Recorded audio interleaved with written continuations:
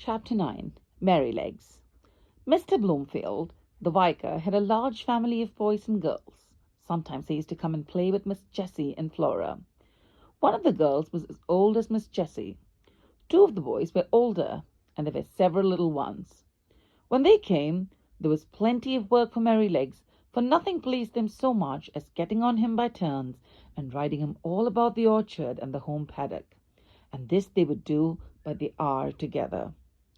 One afternoon he'd been out with them a long time, and when James brought him in and put him on his halter, he said, "There, you rogue, mind how you behave yourself, or we shall all get into trouble." "What have you been doing, Merrylegs?" I asked. "Oh," he said, tossing his little head, "I've only been giving those young people a lesson. They did not know when they had had enough, or when I had had enough. So I just pitched them off backwards. That was the only thing they could understand." "What?" said I. "You threw the children off? I thought you knew better than that. Did you throw Miss Jessie or Miss Flora?" He looked very much offended and said, "Of course not. I would not do such a thing for the best oats that ever came into the stable. Why, I'm as careful as our young ladies as the master could be. And as for the little ones, it is I who teach them to ride. When they seem frightened or a little unsteady on my back, I go as smooth and as quiet as old Pussy when she's after a bird. And when they're all right, I go out again faster. You see, just to use them to it. So don't you trouble yourself preaching to me. I'm the best friend and the best riding master those children have." "It's not them. It's the boys. The boys," he said, shaking his mane, "are quite different. They must be broken in, as we were broken in when we were coals, and just be taught what's what. The other children had ridden me for about nearly 2 hours, and then the boys thought it was their turn, so it was, and I was quite agreeable. They rode me by turns, and I galloped them about up and down, and the fields and all about the orchard for a good hour.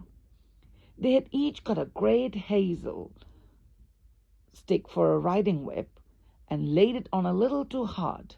But I took it in good part, till at last I thought we had had enough. So I stopped 2 or 3 times by way of a hint. Boys, you see, think a horse or a pony is like a steam engine or a thrashing machine and can go as long and as fast as they please. They never think that a pony can get tired or have feelings. So as the one who was whipping me up could not understand, I just rose up on my hind legs and let him slip off behind. That was all. He mounted me again, and I did the same. Then the other boy got up, and as soon as he began to use his stick, I laid him on the grass, and so on till they were able to understand. That was all. They're not bad boys. They don't wish to be cruel. I like them very well, but you see, I had to give them a lesson. When they brought to me James and told him, I think he was very angry to see such big sticks. He said they were only fit for drovers or gypsies and not for young gentlemen. "If I had been you," said Ginger, "I would have given those boys a good kick, and that would have given them a lesson." "No doubt you would," said Merrylegs.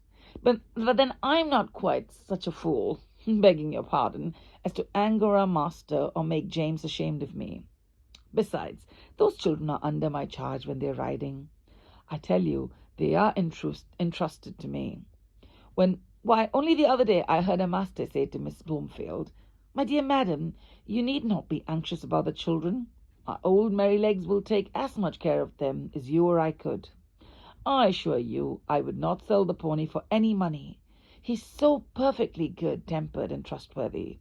And do you think I have such an ungrateful brute as to forget all the kind treatment that I've had here for 5 years, and all the trust they place in me, and turn vicious because a couple of ignorant boys use me badly? No, you never had a good place where they were kind to you. And so you don't know, and I'm sorry for you, but I can tell you, good places make good horses. I wouldn't vex our people for anything.